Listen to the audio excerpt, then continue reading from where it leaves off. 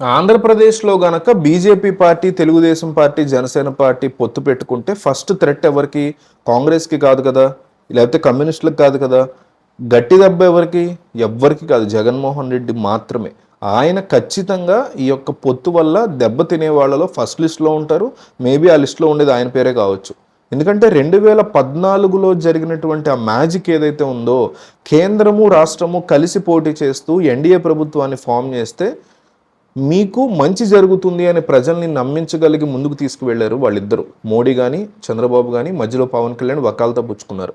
ఆ తర్వాత జరిగిన పరిణామాల గురించి మనం తర్వాత మాట్లాడుకుందాం. అది నిజంగా జరిగిందా లేదా వాళ్ళని తర్వాత సంగతి. నా దృష్టిలో అయితే ఏమీ జరగలేదు. జరగదు కూడా. ఇప్పుడు జగన్, మోడీ కలిసి వెళ్ళి ఇట్లాగే చెప్పినా కూడా చేయరు వీళ్ళు. జస్ట్ కబుర్లు చెప్తారు.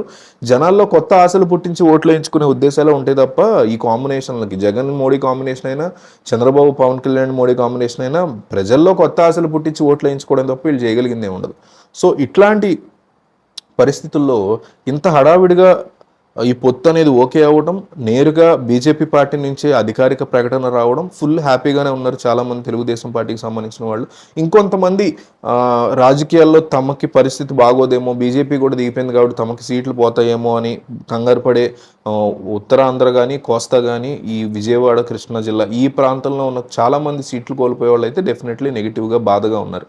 సో ఇట్లాంటి సిచ్యువేషన్స్ మధ్య జగన్మోహన్ రెడ్డికి మరొక షాక్ తగిలినట్టుగా మనకి స్ట్రాంగ్ సమాచారం వస్తుంది. ఎందుకంటే కొన్ని గంటల క్రితమే ముద్రగడ పద్మనాభం ఇంటికి మిథున్ రెడ్డి వెళ్ళారు, పిల్లి సుభాష్ చంద్రబోస్ వెళ్ళారు, మేకపాటి వెళ్ళారు. ఇట్లా చాలా మంది వెళ్ళి ఆయన కన్విన్స్ చేసే ప్రయత్నం చేశారు. అప్పటికి ఈ పొత్తు విషయంలో ఇంకా ఖరారు కాలేదు. కానీ పొత్తు ఇప్పుడు ఖరారైంది. ఈ ఖరారు అయిపోయిన తర్వాత ముద్రగడ పద్మనాభంకి సంబంధించినటువంటి నిర్ణయం ఇంకా వెలువడలేదు. మీరు అబ్జర్వ్ చేయండి. ఒక పక్క ముద్రగడని కలిసి రిక్వెస్ట్ చేసి, మీకు మేము బలానా చోట ఎంపీ ఇస్తాం, మీ అబ్బాయి గెలిచిన తర్వాత ఎమ్మెల్సీ ఇస్తాం, లేదా మీకు బలానా చోట ఎమ్మెల్యే ఇస్తాం, గెలిచాక మీ అబ్బాయికి ఎమ్మెల్సీ ఇస్తాం అని ఒక ఆఫర్ని మాత్రమే ఇచ్చారు. దాని మీద ముద్రగడ ఇంకా అఫీషియల్గా చెప్పలా. అంటే చేరే ఆలోచనలో ఉన్నా అన్నారు తప్ప అఫీషియల్గా ఇంకా జాయిన్ అయ్యి జగన్ని కలవల. ఈలోపు ఈ పొత్తు కన్ఫర్మ్ అయిపోయింది. దాంతో బీజేపీ పార్టీ తరఫున పోటీ చేసే ఆలోచనలో ముద్రగడ ఉన్నారని ఇదివరకే బీజేపీ పార్టీతో ఆయన సోము వీర్రాజు ద్వారా కానీ, కన్నా లక్ష్మీనారాయణకు ఉన్నటువంటి బీజేపీ లింక్స్ ద్వారా కానీ ఇప్పటికే బీజేపీ హైకమాండ్ని గతంలో 1 నెల 2 నెలల క్రితం అప్రోచ్ అయ్యి ఉన్నారనే మాట వినిపిస్తుంది. సో ఈ టైంలో ముద్రగడ జగన్కి షాక్ ఇచ్చి, హ్యాండ్ ఇచ్చి బీజేపీ పార్టీకి గనక షిఫ్ట్ అయ్యే పరిస్థితులు వస్తే డెఫినెట్లీ పొత్తు కంటే పెద్ద షాకే అవుతుంది ఇది.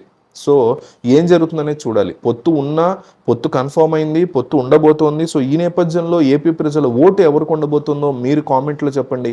ఓట్ ఫర్ జగన్ లేదా ఓట్ ఫర్ చంద్రబాబు అని కంపల్సరీ కామెంట్ చేసే వెళ్ళండి. ఎందుకంటే సర్వే సంస్థలు చూస్తున్నాయి ప్రజలు ఏమనుకుంటున్నారు అనేది.